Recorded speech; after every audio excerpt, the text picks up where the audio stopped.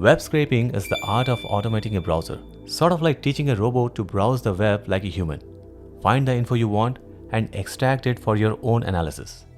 In this video, we'll begin by writing a Python script to scrape a simple website called BooksToScrape, a great starting point for beginners. Then, we'll take it a step further by scraping Amazon product listing using a powerful tool that helped me avoid common issues like CAPTCHAs and IP blocks. And finally, we'll look at what a real-world production-grade scraping system could look like, covering design decisions, proxy rotation, data storage, and more. Let's get started.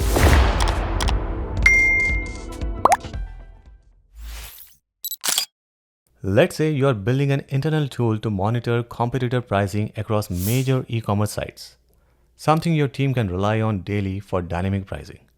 The goal is clear: pull fresh price and stock data so your business can react faster, stay competitive, and catch market shifts as they happen.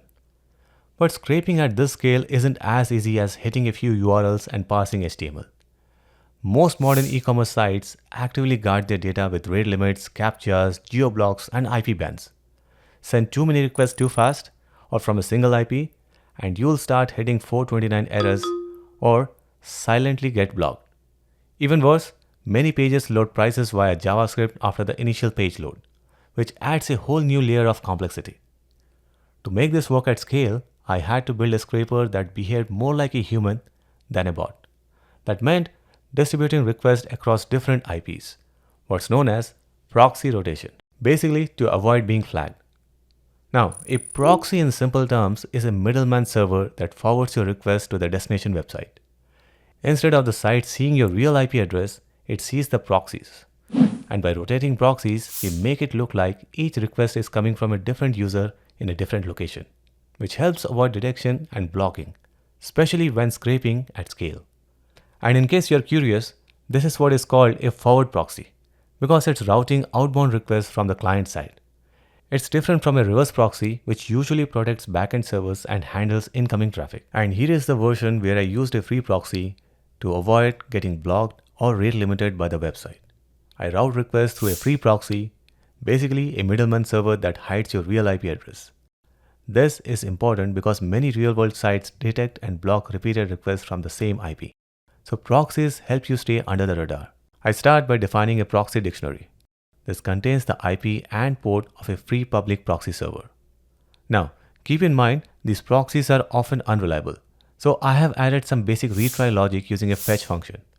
If a request fails, it waits a bit and tries again, up to 3 times. Inside the fetch function, I try to make a GET request to the target URL. In this case, books.toscrape.com. If the response status is 200, we know it worked. We return the HTML. If not, or if the request fails because the proxy timed out or was blocked, we catch the exception and try again. Again, up to 3 times. I'm also setting a user agent header here to make the request look like it's coming from a normal browser, which helps avoid basic bot detection. But as you can see, the proxy seems to be dead and my request keeps timing out. Even though I have built in multiple retries, it still fails every time. Since books.toscrape.com doesn't actually require proxy, I'm going to remove the proxy settings from my code and running it again. Now the script works perfectly with a direct connection. After fetching the page, it passes the HTML and prints out the titles of the first few books it finds. However, for websites that actively block or limit scraping, simply removing the proxy won't be enough. And that's why next I'll show you how to use a more reliable solution with a Decodo proxy. Decodo is a public data access platform that combines an enormous proxy network with an intelligent scraping API. Basically, they provide the tools to collect web data at scale without the usual headaches. Instead of juggling proxies, CAPTCHAs, and headless browsers manually, I could offload all of that. They have a huge pool of residential IPs, over 125 million across nearly every region you'd need. So if one IP gets blocked, the next one kicks in automatically. Before diving into the code, let me quickly show you how I set up Decodo to get everything working. First, I signed up for the residential proxy plan. It was super straightforward and I picked the 2 GB option which cost around $12. And after checkout, I got access to a pool of over 115 million residential IPs. These IPs are from real devices, so they are great at avoiding blocks and CAPTCHAs. Once my plan was active, I headed over to the Proxy Setup tab and generated the credentials, a username and a password, and configured it to use sticky sessions. I then plugged those credentials directly into my Python script to start routing traffic through the residential proxy. Here is our Python script that scrapes book data using Decodo's residential proxy. We start by importing request and BeautifulSoup. Next, we set up the Decodo proxy string, which includes the proxy credentials and endpoint. This is used for both HTTP and HTTPS requests. Then, we define the target URL, in this case, books.toscrape.com, and spoof a user agent to mimic the real browser. Inside the try block, we send a GET request through the proxy, passing headers and a 20-second timeout. If the request is successful, we print the status code. We pass the HTML with BeautifulSoup and select all book containers using the article.productPod.css selector. Finally, we loop through the first 5 books, extract their titles and prices, and print them nicely. If the request fails for any reason, like a network issue or timeout, it's caught and logged in the except block. And that's it. In just a few lines, we are scraping cleanly through Decodo's proxy, bypassing blocks with ease. Now that we have seen how easy it is to scrape a basic site like BooksToScrape using Decodo's residential proxy, let's take it up a notch.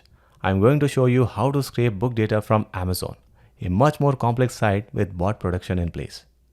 Now, for sites like Amazon that are a bit more aggressive with bot protection, I also purchased Decodo's Site Unblocker. It's a separate plan with charges per GB.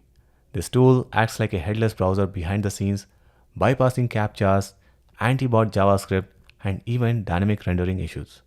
Once activated, it gave me a special endpoint and credentials that I could use directly in request or curl commands. The best part, you only pay for successful request. And with that setup out of the way, let's get back to the code and see how this worked on Amazon. Let's begin by importing the required libraries, request for HTTP calls, and BeautifulSoup for parsing HTML, and others for formatting and saving data. We also disable SSL warnings here to avoid cluttering the output. Next, we define our scraper class. This is where we configure our Decodo proxy and spoof a real browser by setting custom headers. We use request.session to reuse the connection across pages. Here is the core scraping logic. I loop through multiple Amazon pages, detect if I have been blocked by a CAPTCHA, and pass the HTML to our parser. There is also a polite delay added between requests. This part digs into the HTML structure to extract the book title, author, price, and the product URL. It will handle changes in Amazon's layout by using flexible selectors. And finally, we save the results to CSV and JSON. The main function is our entry point. Just plug in your Decodo credentials and the search term to start scraping. And there you go. The script ran successfully, and just like that, boom, we got clean, structured data scraped directly from Amazon. Each book's title, author, and price neatly stored in our JSON file. You can now parse this data, visualize it, or plug it into any analysis pipeline. Let's also sketch out how a production-grade price tracking system might look in the cloud. We'll start with a data source. This is our master list of product URLs that we want to monitor across Amazon and maybe other competitor sites. In the cloud, this could live in something like DynamoDB table, a PostgreSQL database on RDS, or even shared Google Sheet, especially if business users want to update it. Next, we need something to kick off our scraping jobs. That's the scheduler. In AWS, this could be a Lambda function triggered by an event bridge, maybe once a day at 3 a.m. or even multiple times a day for near real-time tracking. And instead of running all tasks in parallel, we use a task queue. Think Amazon SQS or Google Cloud PubSub. The scheduler reads from our URL source and drops each scraping task into the queue. This gives us control over concurrency and let us scale safely. And then come the scraper workers. These could be containerized and deployed on AWS Fargate, Google Cloud Run, or Kubernetes, depending on how much control you want. Each worker pulls a task from the queue, fetches the corresponding product page, and passes the data. And now here is where Decodo comes in. When the worker tries to access Amazon, it doesn't just hit it directly. Instead, it routes the request through a Decodo's residential proxy or Site Unblocker. This helps us bypassing bot detection, CAPTCHAs, and IP bans. It basically is a stealth mode for scraping. And once the worker fetches the HTML context, it passes out relevant info, like product name, price availability, and tags it with a timestamp. Now the parsed data has to go somewhere. If we want to store raw HTML for auditing or reparsing later, we can dump it into an S3 bucket or Google Cloud Storage.